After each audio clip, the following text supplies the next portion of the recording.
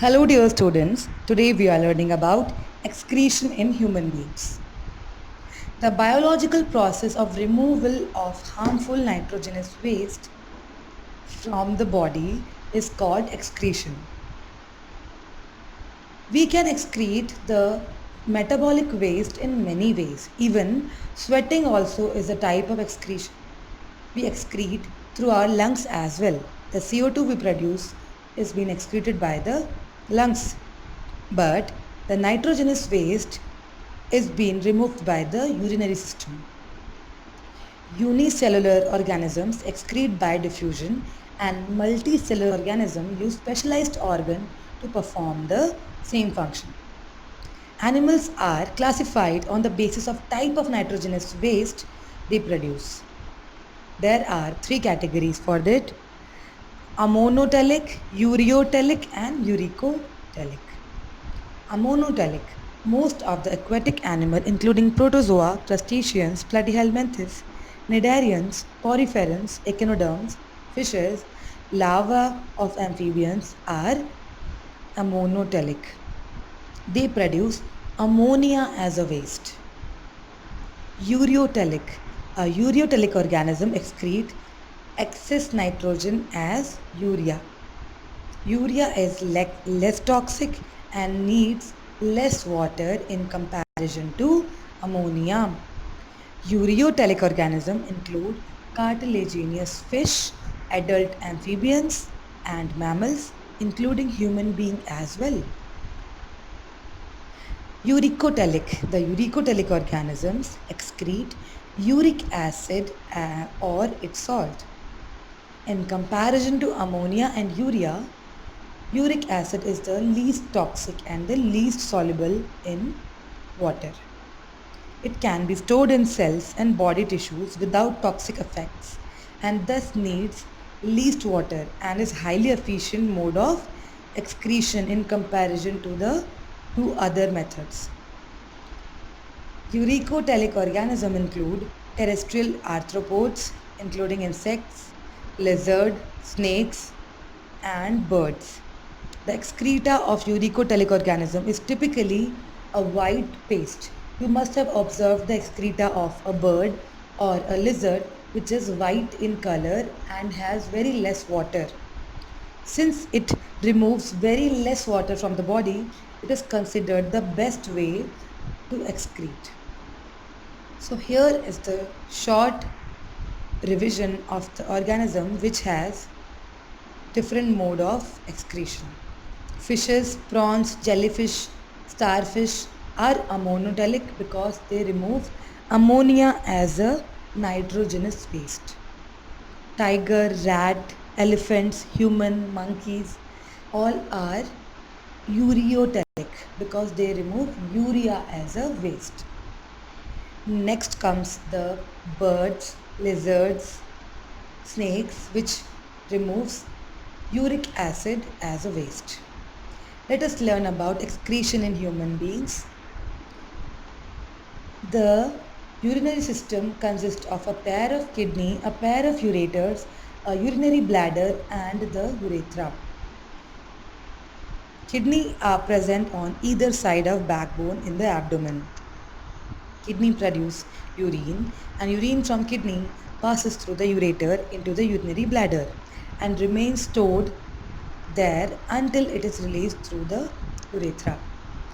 Here is a picture to show the actual position of the kidney. Kidney, each human kidney has a length of 10 to 13 centimeter, a width of 5 to 7 centimeter, and weighs around 120 to 170 grams. Kidney purifies the blood. Ureters. Ureter carry urine from the kidney to the urinary bladder. They are the tube-like structures.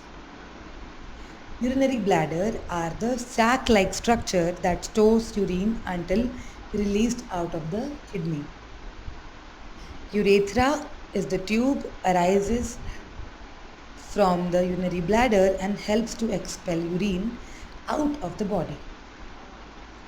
Filtration unit of kidney. Kidney has a structural filtration unit called the nephrons. where the blood is filtered. It is to be noted, nephron is the main structure which purifies the blood and takes the nitrogenous waste out of the blood and release out of the body. Each kidney contains millions of nephrons. We can divide the structure of nephron into two. First is the Bowman's capsule and other is the renal tubule. Bowman's capsule has a lot of blood capillaries which purifies the blood. Renal tubule means any word which is starting from renal is related to kidney, because in Latin renal means kidney. Tubule means the small tubes. Okay, so we have a mesh of tubes in the nephron. There are three sections for it. First is proximal convoluted tubule, loop of Henle, and distal convoluted tubule. We will be knowing about these in just 1 minute. Bowman's capsule. The capsule works as a filtration unit. It contains cluster of blood vessels.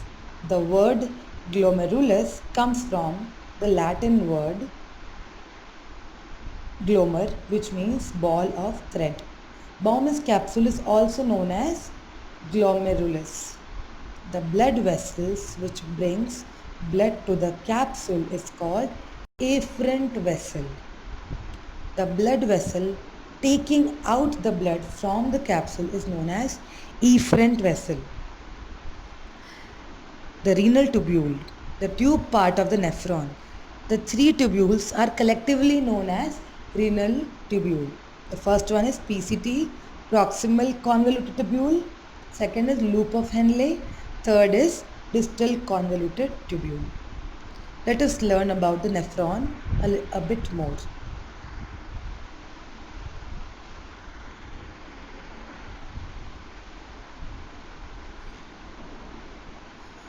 Kidneys. Here you can see a pair of kidney and arteries and veins connected to it. Let us go deep inside this kidney structure. Here we will find that kidney do the main function of maintaining the blood volume and pressure. It ensures the balance of sodium, chloride, potassium, calcium, hydrogen, phosphate and pH.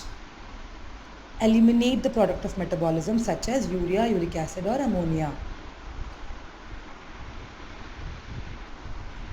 Kidney does the main job of removing the waste products from the blood. The blood enters the kidney through the renal artery. The artery divides into many small branches called nephrons. Nephron is the basic functional unit. Each kidney contains 1 million nephrons approximately. Nephron in the Greek word means kidney. Nephron are microscopic structures located in kidney. Its length varies from 35 to 55 millimeter. The structure of nephron can be divided into two major portions. One is the Bowman's capsule, the cup-shaped structure, other is the renal tubule. The space inside the capsule is known as Bowman's space. The Bowman's capsule encloses a cluster of blood vessels which is known as glomerulus. The word glomerulus comes from a Latin word means glomer, means a ball of thread. The blood vessels which brings blood inside the capsule are the afferent vessel, the blood vessel taking out the blood from the capsule known as efferent vessel. The Bowman's capsule plus glomerulus is known as renal corpuscle. Bowman's capsule plus glomerulus is known as renal corpuscle. Let us learn about the renal tubule. The tubule means a small tube. The renal tubule emerges from the Bowman's corpuscle and ends into duct system of the kidney. The tubule is divided into three main parts: PCT, loop of Henle and DCT. PCT. It is called proximal because it is close to the Bowman's capsule, and convoluted meaning it is highly folded structure that helps to increase the overall length of the tubule in the small space.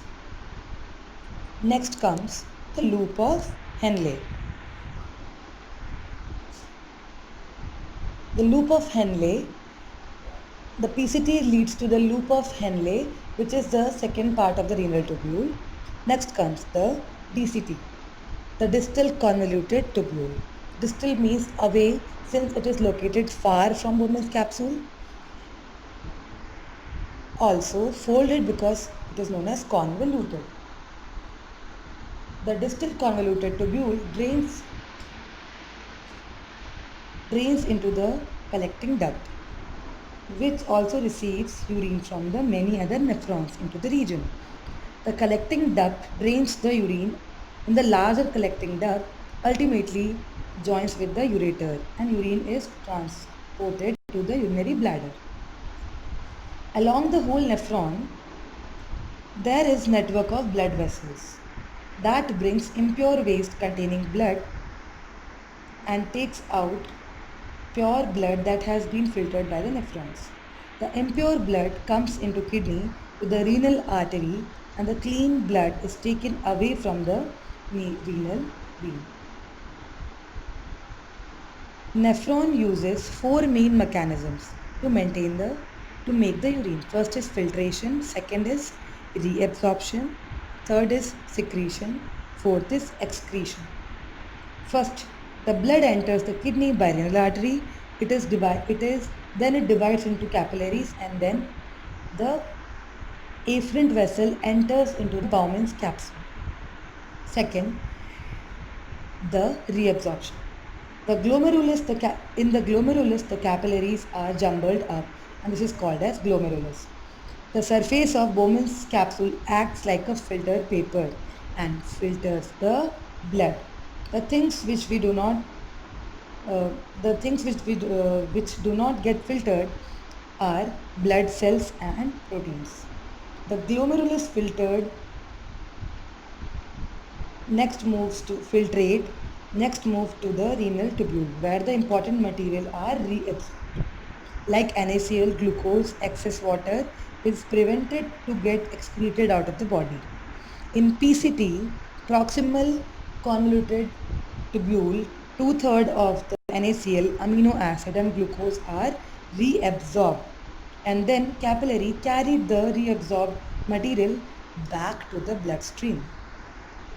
Loop of Henle plays important role in reabsorbing the salt and ions like sodium, calcium, potassium, magnesium.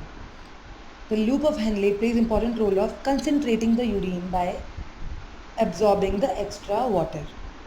In the DCT, there is no reabsorption.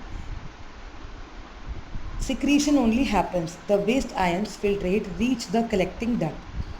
One more thing I need to add, that we have antidiuretic hormone ADH.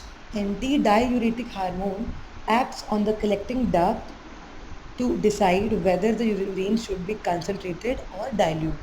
So with this, we got to know how the complex structure of nephron filters the blood with the help of glomerulus and the renal tubule, and it reabsorbs the important ions again, and the filtrate just get removed out of the body from the urinary bladder through the urethra. ADH is the hormone which regulates the concentration of the urine.